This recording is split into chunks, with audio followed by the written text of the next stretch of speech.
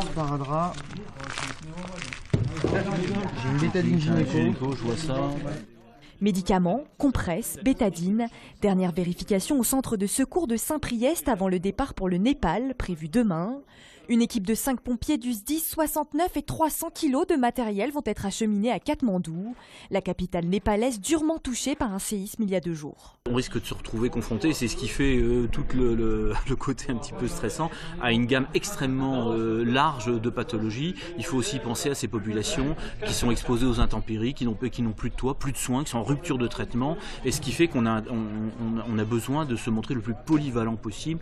Avec le médecin et l'infirmier, 3 sapeurs-pompiers spécialisés dans le secours aux personnes complètent l'équipe d'urgence. On a des spécialistes grimpe, spécialistes sauvetage des blêments, donc leur rôle primordial, ça sera de rechercher des personnes, évacuer les personnes sous les décombres. On ne part qu'à 5 par rapport à certaines unités qui sont très nombreuses, ce qui fait que nous, on a la possibilité de se déplacer.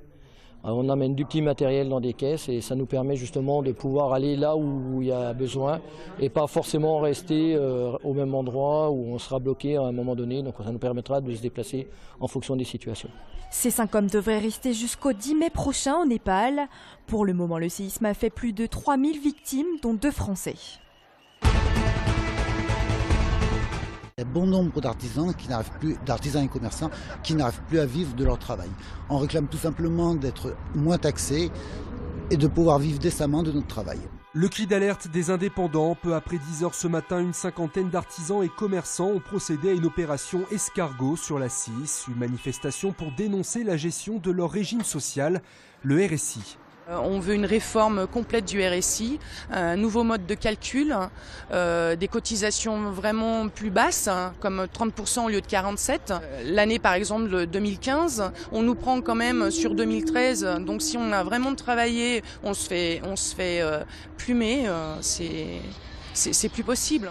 Une situation qui selon eux menace leurs activités. Ça nous empêche complètement d'embaucher, ça c'est certain. Je suis désolée, moi j'ai créé mon entreprise il y a 2 ans, j'ai 2 embauches à mon effectif.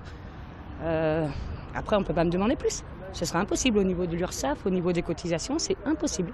Il est hors de question qu'on embauche qui que ce soit, pour l'instant, tant qu'une situation n'est pas faite. En gagnant 1700, 1800 euros par mois, vous payez autour de 1300, 1400 euros. Mais c'est assez aberrant quand on parle par mois, mais par an, c'est de l'ordre de 15 à 18 000 euros. Le cortège s'est dirigé vers la préfecture où une délégation a été reçue en début d'après-midi.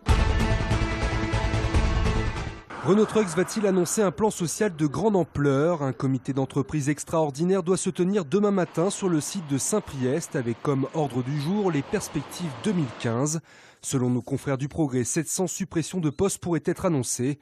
Un chiffre que ne confirment pas les organisations syndicales contactées cet après-midi. Pas d'alliance avec Laurent Wauquiez pour les élections régionales. Le MoDem présentera son propre candidat. Il s'agit de Patrick Mignola, chef d'entreprise et maire de la Ravoire en Savoie. Il a été investi hier à Vaux-en-Velin lors de la convention interrégionale du parti de François Bayrou. Rappelons que les régionales auront lieu les 6 et 13 décembre prochains. Alexandre Lacazette dans l'histoire de l'OL. Hier soir à Reims, le meilleur buteur de Ligue 1 a inscrit son 26e but, un record. Aucun Lyonnais n'avait réalisé une telle performance sur une seule saison. Au final, dans un match débridé, les joueurs d'Hubert Fournier se sont imposés 4-2 avec notamment un grand Clinton N'Jie. Ils reprennent la tête de la Ligue 1 au PSG à la différence de but, mais Paris compte un match en retard qu'il disputera demain face à Metz. Tête basse, visage fermé, le sort du loup est scellé. Les joueurs d'Olivier Azam retrouveront très certainement la Pro D2 l'an prochain après une 7e défaite de rang en top 14. Les Lyonnais se sont inclinés samedi face à Bordeaux-Bègles 37-22. Le sentiment d'un immense gâchis après pourtant une première partie de saison réussie. Défaite aussi pour l'Asvel, mais conséquences moins fâcheuses. Battue à Cholet 75-73, la Green Team reste bien placée dans la course au play-off. Les Villeurbanais sont 6e de Pro A à 4 journées de la fin de la saison régulière.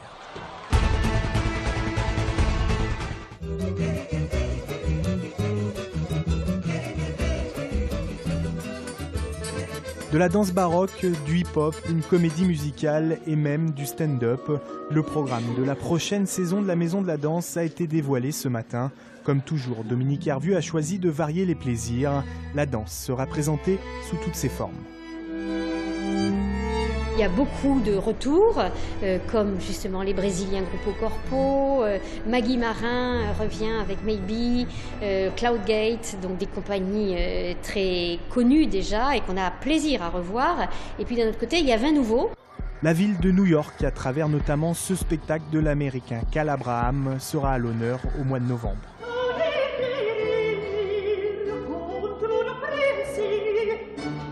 En tout, 140 représentations sont programmées la saison prochaine. L'autre grand chantier étant la création d'un lieu qui permettra d'accueillir des artistes en résidence.